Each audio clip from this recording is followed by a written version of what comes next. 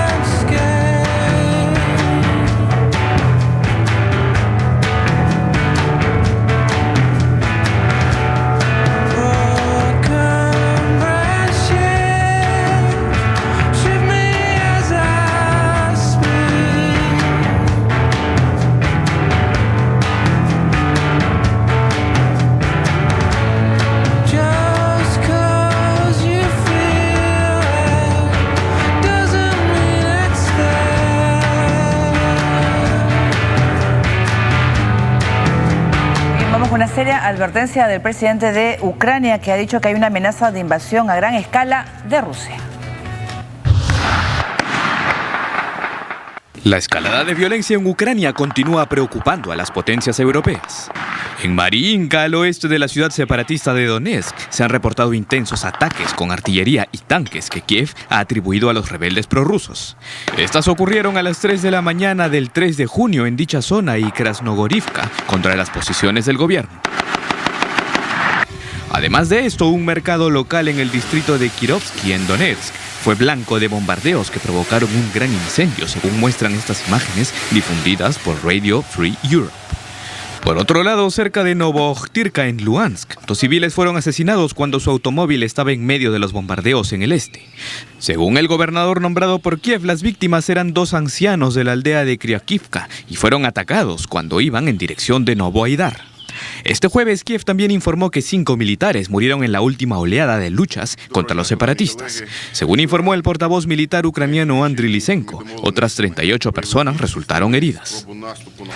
Durante su presentación ante el Parlamento, el presidente ucraniano Petro Poroshenko dijo que hay 9.000 soldados rusos en su territorio y advirtió que existe una amenaza de invasión a gran escala de parte de Rusia a lo largo de toda su frontera común.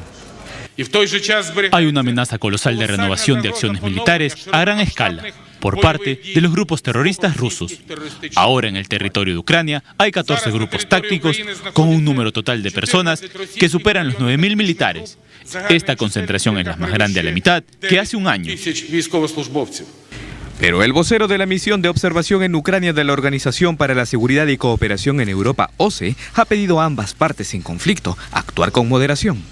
Desde Berlín, los representantes de Alemania y Francia también expresaron su preocupación por este recrudecimiento de la violencia y han hecho un llamado a respetar el acuerdo de Minsk para que este no se descarrile. Muy bien, pues esa es una amenaza que está alertando el presidente de Ucrania y no sé, si se puede pues medir las posibilidades de que realmente hay un conflicto y que se dé y que esas amenazas se cumplan.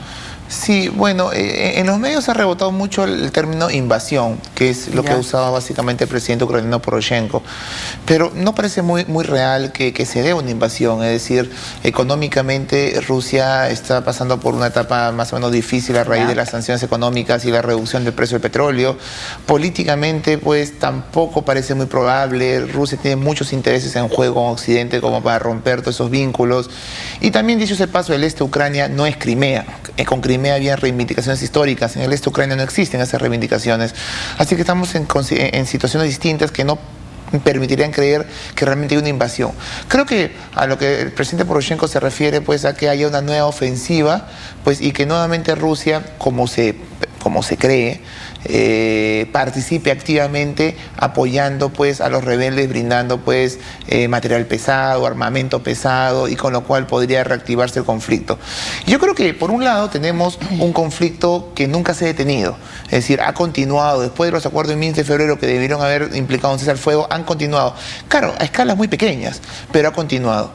Y dos, creo que para Ucrania es importante que después de ya casi 4 o 5 meses de los acuerdos de Minsk, cerrar por completo este tema. Y no se cierra, y permanece un conflicto latente dentro de su territorio. Entonces tengo la impresión de que además el presidente Poroshenko está tratando de reactivar en la comunidad internacional una problemática que parece ser secundaria frente a otros escenarios, que en este momento son prioritarios, como puede ser Siria, Irak, el Estado Islámico. Entonces me parece que está tratando de nuevamente poner en lo más alto de la agenda la problemática ucraniana. Claro, pero también están las sanciones que ha puesto también Rusia hacia la Unión Europea. La situación es, no sé si peligrosa o tensa, pero ¿qué posibilidades hay que realmente se dé, o sea, pese a que de repente no está planeando una invasión? ¿Qué más puede suceder? Mira, durante la Guerra Fría, que fue un momento de enfrentamiento muy importante en Moscú y Washington, pues ambos grandes superpotencias tuvieron claro que el escenario europeo tenía que mantenerse el status quo. Y se mantuvo, es decir, el enfrentamiento entre el comunismo y el capitalismo se dio en Vietnam, en Corea, en otros escenarios, en Latinoamérica, pero no en Europa. Yo no creo que Moscú, en estas circunstancias, que no tiene el poder que tuvo la ex Unión Soviética hace ya más de 3 décadas, tenga alguna intención de realmente hacer un enfrentamiento con Occidente. Más aún cuando el mismo presidente Poroshenko ya autorizó que fuerzas extranjeras puedan pisar su territorio, como podrían ser las fuerzas de la OTAN.